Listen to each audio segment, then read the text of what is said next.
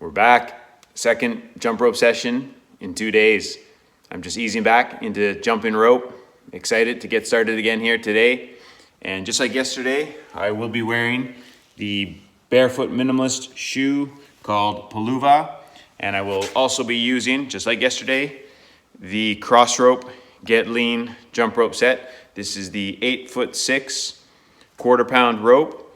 And you know, a lot of people wonder why cross ropes can be quite expensive. And one reason I can only imagine is because of the ball bearing system. I'll give the handle here a little bit of a spin.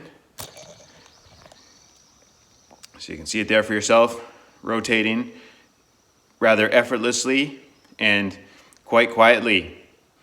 And the mechanism here for attaching and unattaching the ropes is very user-friendly. It's very easy to attach and unattach ropes. So I'm new to Crossrope jump ropes. Dave Hunt, the founder, reached out to me a while back, and you know, I had never used Crossropes before, but I often was asked from viewers for my opinion on Crossropes. So I had published a jump rope book. Dave Hunt reached out to me about that book. We got to talking, and then that led to some Crossropes being sent my way. And so that's what I'll be using here again today, and I will be using them along with my other jump ropes in future jump rope videos. So you'll be hearing my thoughts on these Crossrope jump ropes.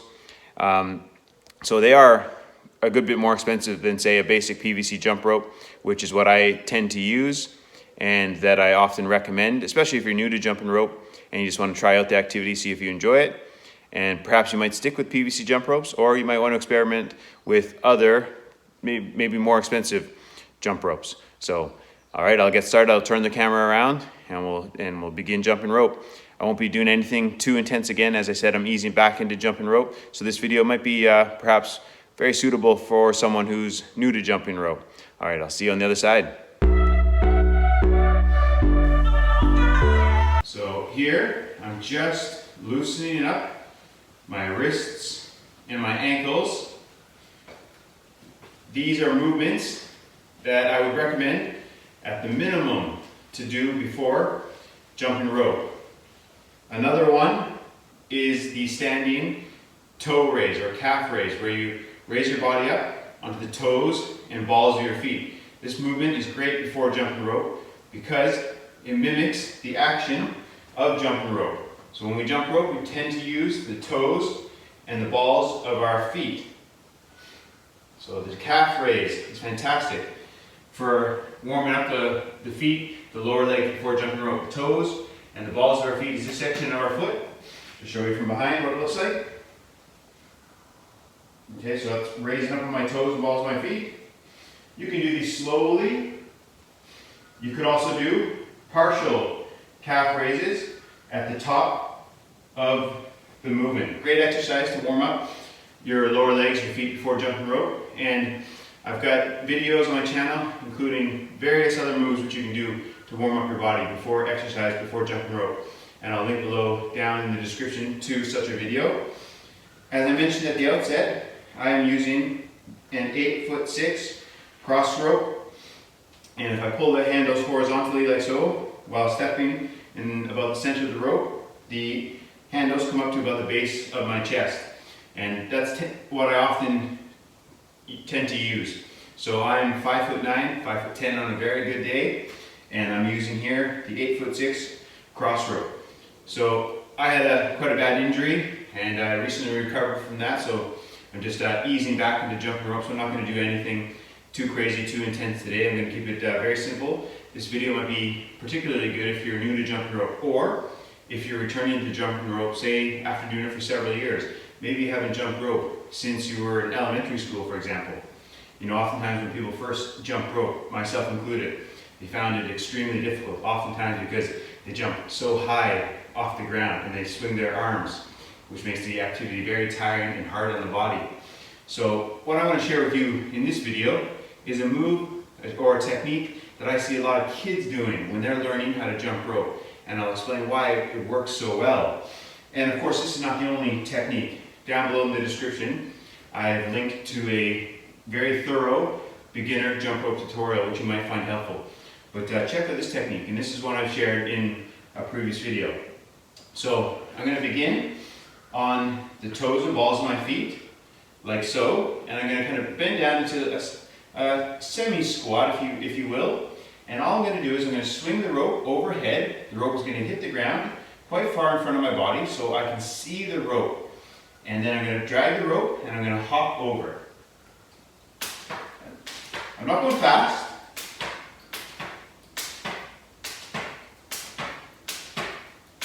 You can even look at your feet.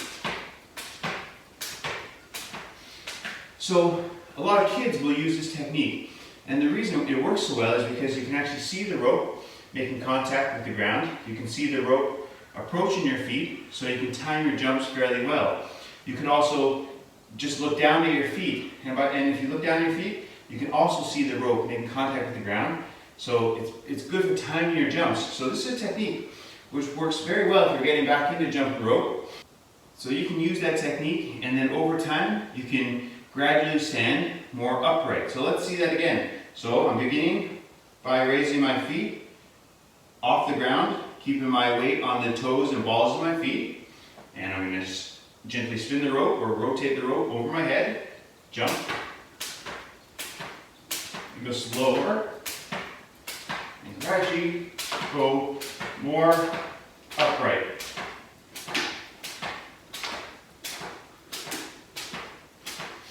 Okay, so that is a technique that works well for a lot of people when they're learning how to jump rope. And that's the move I'm going to focus on today. I'm going to be jumping rope with my 2 feet essentially together. So my body weight will be distributed evenly between my 2 feet. So this is the regular 2-foot hop. This is the move that people usually learn when they first start jumping rope. But ironically, it's actually quite tiring for the calves, the lower legs. But that's what I will be doing here today. Just a basic 2-foot hop. My thighs, my legs are quite sore from a long running event the other day. Notice here, I'm not jumping high off the ground. I'm not spinning the rope super quickly. I have my thumbs on top of the jump rope handles. Trying to jump low off the ground, doing the 2-foot hop.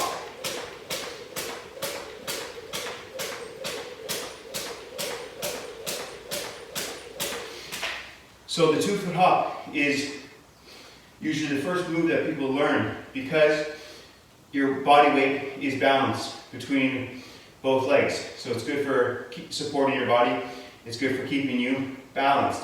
But as I said, ironically, it really engages the calf muscles, so it can be quite tiring. So don't be surprised if you start jumping rope for the first time in a long time. You feel like your legs are extremely tired, even though you're doing what many would regard as a basic jump rope move, the 2-foot hop. While it is basic, it's actually one of the most tiring jump rope movements for the lower legs. So give yourself some credit.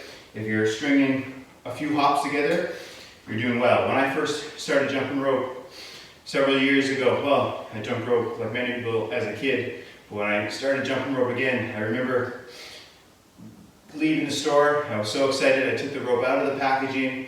I was with my girlfriend, my wife now, and I started jumping rope there on the sidewalk, and the rope got caught in my feet several times. And I was jumping extremely high off the ground. I would swing the rope, jump like that. I just couldn't time my jumps properly. So give yourself credit. It takes time to learn how to jump rope. The technique that I introduced there at the beginning of the video could be helpful. Or you could also begin like so. Begin with the rope behind your body. So let's say you have the rope here in front of you. You can simply step over the rope like so. Or you could also swing the rope overhead. Okay, so that works. And what you'll do is you'll just step up onto the toes and balls of your feet, and you'll spin the rope overhead, and just try to complete 1 hop. Okay, step over the rope. Try again. Step over the rope. Try again. Okay, so that's a good technique. get good at doing one hop at a time. When you feel comfortable, try to do 2 hops in a row. Okay, rinse and repeat. 2 hops in a row again. Up on the toes, balls of my feet. Okay, so that's another technique which you can do. Just gradually increase the number of hops you can do. So the regular 2-foot hop. You can add an element of difficulty by moving around in a circle as you do it.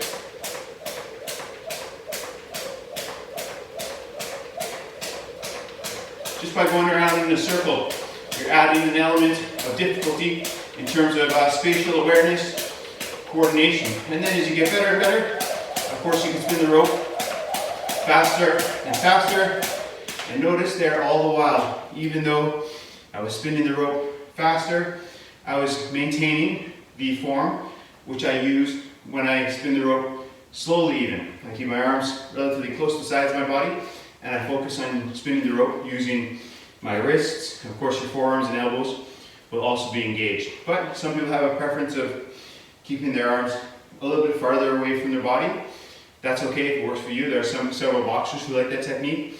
For example, Canelo Alvarez. One problem though, not necessarily a problem, but something to keep in mind is when you move your arms farther away from the sides of your body, the rope length will shorten. So you notice there, if I have my elbows close to the sides of my body, I keep my forearms at almost, you could say about a 45-degree angle there.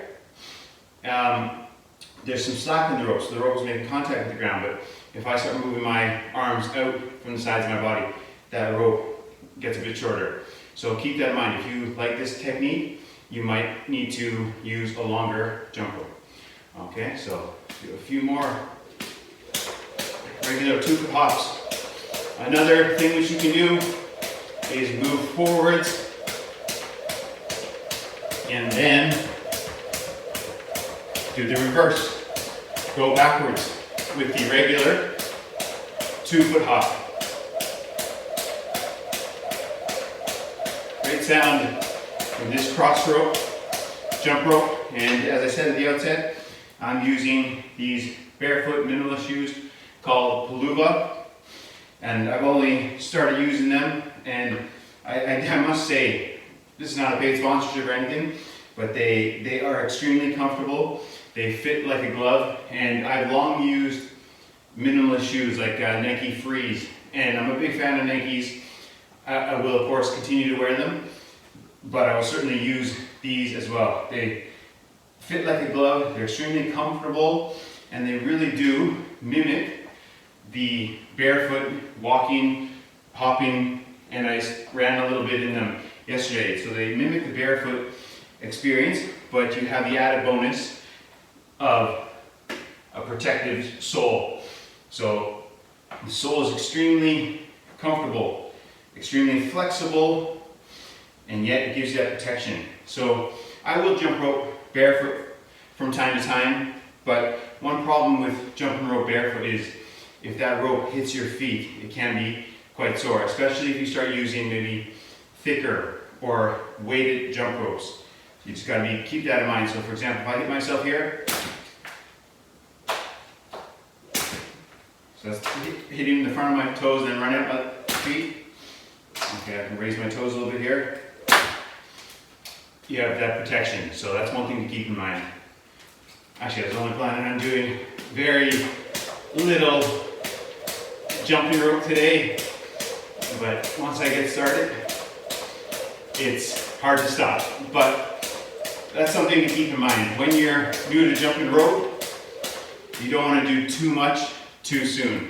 Maybe even a couple minutes, a few times a week, and then gradually increase the duration or maybe even the frequency, and of course, if you want, the intensity. Listen to your body. Don't do too much too soon. That's it. Well, I hope you found this video helpful, and look forward to seeing you in future videos. And if you're a fan of reading, I published a jump rope related book that I'm really proud of. It's up on Amazon. I'll provide a link down below in the description. I'd love it if you check that out. All right, thanks for your support, everyone. See you in the next video.